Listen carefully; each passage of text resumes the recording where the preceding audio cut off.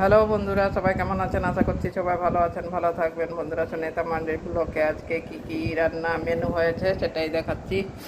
এই যে এখানে উচ্ছে আলু ভাজা, থোড়ের তরকারি, আর হয়েছে ডাল টমেটো দিয়ে মুগ ডাল।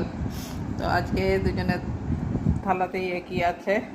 এখানেও উচ্ছে আলু ভাজা, থোড়ের তরকারি, আর এই যে ডাল।